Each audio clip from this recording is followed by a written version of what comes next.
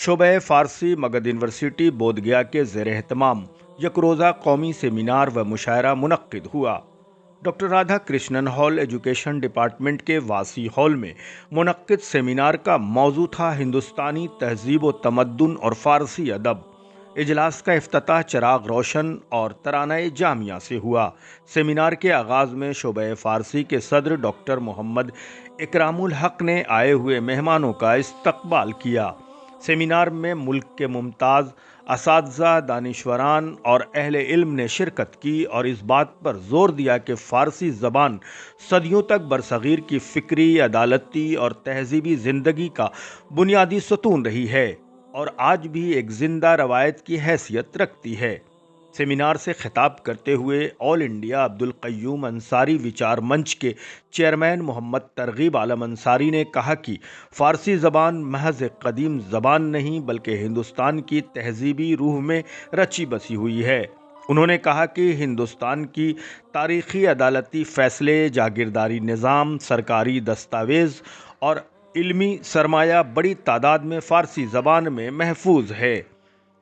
अपने खिताब के दौरान उन्होंने अजीम सूफ़ी शायर अमीर खुसरू का खुसूसी हवाला देते हुए कहा कि अमीर खुसरू फ़ारसी और हिंदुस्तानी तहज़ीब के हसीन इम्तज़ाज़ की दरख्शां मिसाल हैं। उन्होंने फ़ारसी के साथ साथ हिंदुस्तानी ज़बानों को भी फ़रोग़ दिया और गंगा जमनी तहज़ीब को मज़बूत बुनियाद फ़राहम की। अमीर खुसरू की शायरी आज भी भाईचारे, रवादारी और तहज़ीबी हम आहंगी का पैगाम देती है। सेमिनार के मेहमान खुसूसी डॉक्टर कहरमान सलेमानी, कल्चरल काउंसलर सिफारत खाना इस्लामी जमहूरिया ईरान नई दिल्ली ने कहा कि फ़ारसी ज़बान ईरान और हिंदुस्तान के दरमियान सदियों से तहज़ीबी और सक़ाफ़ती रिश्तों की अलामत है। सेमिनार की सदारत डॉक्टर BK मंगलम, रजिस्ट्रार मगध यूनिवर्सिटी बोधगया ने की। उन्होंने कहा कि फ़ारसी अदब में अखलाकियात, इंसान दोस्ती और रूहानियत के जो अनासर पाए जाते हैं वो आज के दौर में भी इंसानियत के लिए रहनुमाई फराहम करते हैं। मेहमान एजाज़ी प्रोफेसर MS इस्लाम, प्रिंसिपल दाऊद नगर कॉलेज ने उर्दू और फ़ारसी के गहरे ताल्लुक़ पर रोशनी डाली। सेमिनार का कलीदी खुतबा प्रोफेसर अलीम अशरफ, सदर शोबा फ़ारसी दिल्ली यूनिवर्सिटी ने दिया। उन्होंने सादी, रोमी, हाफिज़ और फिरदौसी जैसे अजीम शोरा के हवाले से फ़ारसी अदब की आफाकी वसअत और फ़िक्री गहराई को उजागर किया। इस मौके पर डॉक्टर अकील अहमद, सदर शोबा फ़ारसी बनारस हिंदू यूनिवर्सिटी और डॉक्टर मोहम्मद सादिक हुसैन, सदर शोबाए फ़ारसी पटना यूनिवर्सिटी ने भी अपने ख़यालात का इजहार किया। सेमिनार के अख्ताम पर इस बात पर इत्तफ़ाक़ किया गया कि अगरचे फ़ारसी ज़बान आज हिंदुस्तान की सरकारी ज़बान नहीं रही, ताहम ये ज़बान अब भी हमारे रोज़मर्रा अल्फाज़ो अदब और तहज़ीबी शऊर में ज़िंदा है। मुक़र्ररीन ने नई नस्ल को फ़ारसी ज़बान से जोड़ने के लिए तालीमी और समाजी सतह पर मुअस्सर इक़दामात की ज़रूरत पर ज़ोर दिया। आखिर में डॉक्टर मोहम्मद इकरामुल हक, सदर शोबा फ़ारसी मगध यूनिवर्सिटी ने इज़हार तशक्कुर पेश किया। पहले इजलास की निज़ामत डॉक्टर अहमद सग़ीर और दूसरे इजलास की निज़ामत डॉक्टर परवेज़ अंजुम कर रहे थे। मुशायरे की सेमिनार के अख्ताम पर मुनक्किद मुशायरे की सदारत नदीम जाफ़री ने की और निज़ामत खालिक हुसैन परदेसी कर रहे थे। बतौर मेहमान खुसूसी मनाजिर हसन शाहीन, मेहमान एजाज़ी डॉक्टर एहसान ताबिश के अलावे तबस्सुम फ़रहाना, चोंच गयावी, दरख्शां हाशमी, डॉक्टर परवेज़ अंजुम, एहसास गयावी, नौशाद नादा, माह नूर सहसरामी वग़ैरह शोरा ने अपने अशार के ज़रिए सामईन को महजूज़ किया। इमरान अली, विज़न आजकल। सर, आज के प्रोग्राम के ताल्लुक़ से क्या कहेंगे? किस तरह की कोशिश है ये और इसका क्या फ़ायदा आने वाले वक्त में मिलेगा? जी, फ़ारसी पुरानी ज़बान है और लोग पढ़ने से गुरेज कर रहे थे। हमने सोचा कि ये फ़ारसी को बहुत आगे बढ़ाया जाए। मुग़लिया दौर के बाद, मुग़लिया सल्तनत के बाद फ़ारसी का ज़वाल आता गया। फिर उसके बाद यहाँ सारे लोग अभी फ़ारसी की तरफ रुझान कर लिए हैं और फ़ारसी के सब लोग शेर अशार पढ़ने भी शुरू कर दिए हैं ہم نے کہا کہ جوان ارچ دانا بود باگہر ابھی آزمائش نگیردد ہنر. اس کا مطلب یہ ہوتے جوان کیسا ہی عقلمند اور اعلیٰ خاندان سے ہو، لیکن جب تک میدان جنگ میں نہیں جائے گا کوئی علم و ہنر حاصل نہیں کر سکتا ہے. تو فارسی کی یہ سب سارے لڑکے بچے ہم سے شعر پڑھتے ہیں، ہم لوگ ترجمہ ان کو بتاتے ہیں، اچھی طرح سے قاعدے سے بتا رہے ہیں. ہمارے یہاں بچوں کی تعداد ابھی سب یونیورسٹیوں سے زیادہ ہو گیا ہے. 55 لڑکے ابھی آ گئے ہیں، چونکہ پری پی ایچ ڈی کا ایڈمیشن نہیں ہوا ہے. 8-9 لڑکے پری پی ایچ ڈی میں بھی پاس کر گئے ہیں.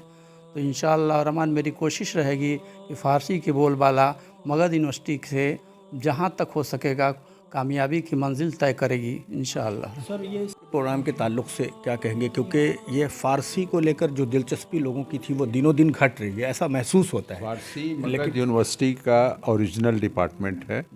17 ڈپارٹمنٹ کے ساتھ مگدھ یونیورسٹی 1962 میں قائم کی گئی.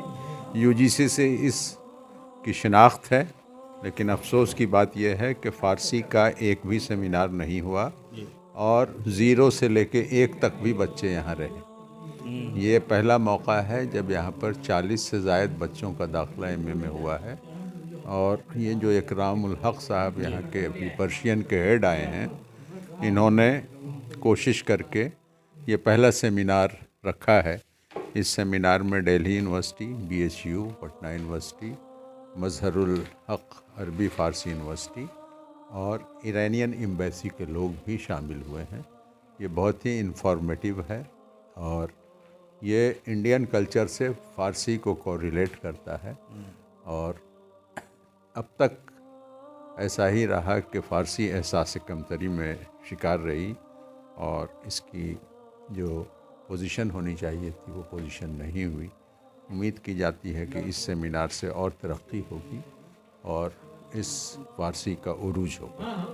ابھی جیسا بات چیت میں سر بتا رہے تھے کہ اسٹوڈنٹس کو ویسی تعلیم حاصل کرنی چاہیے، لیکن استاد بھی ویسے نہیں ہیں، ایسی بھی باتیں سننے سمجھنے کو آتی ہے. اب یہ کمیشن نے چینج کر دیا ہے اس کو. خود اکرام الحق صاحب یہاں پر موجود ہیں جو خود بی ایچ یو کے اسکالر رہے ہیں. بی ایچ یو سے انہوں نے تعلیم حاصل کی ہے اور کافی اچھے ہیں یہ فارسی میں. ان کے ساتھ اور بھی استاد ہیں جو اچھے ہیں اور انہوں نے سیمینار کر کے اپنے آپ کو اسٹیبلش کر کے دکھا دیا کہ نہیں، فارسی میں بھی ایونیوز ہیں اور یہاں بھی کچھ کیا جا سکتا ہے، یہاں پر بھی ریسرچز کیے جا سکتے ہیں. ٹھیک، شکریہ سر. پروگرام کے تعلق سے کیا کہیں گے؟ دیکھیے، یہ مگدھ یونیورسٹی میں پرشین ڈپارٹمنٹ کا بہت دنوں بعد کوئی پروگرام یہاں منعقد ہوا ہے.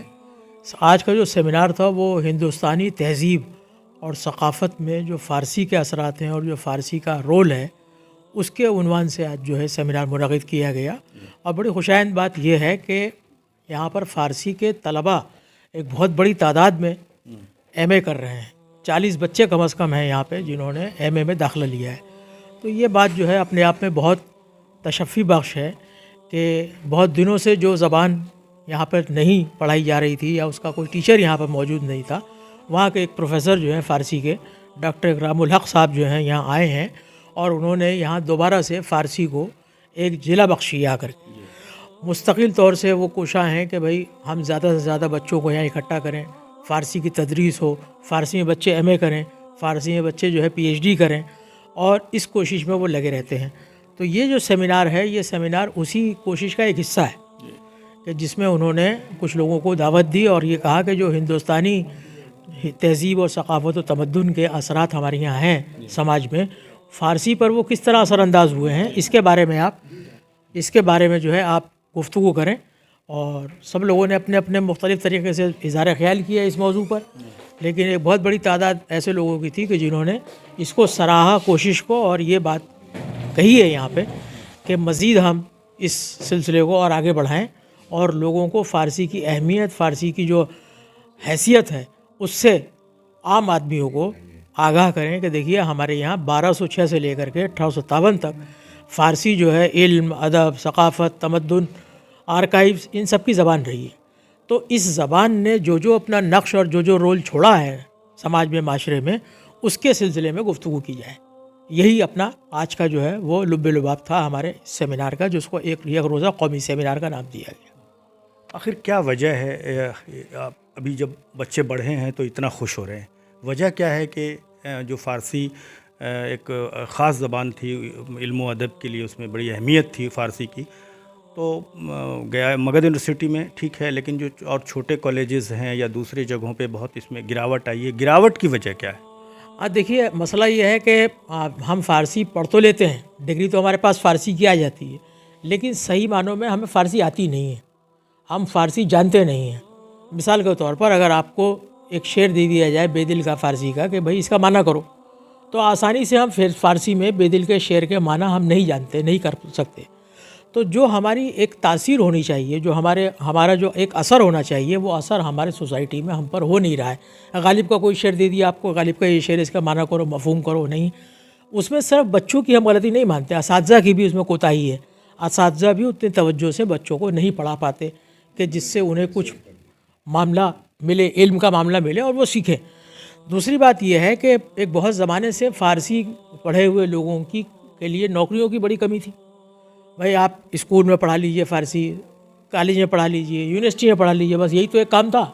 لیکن اب جو ہیں فارسی کے نئے ایونیوز کھلے ہیں۔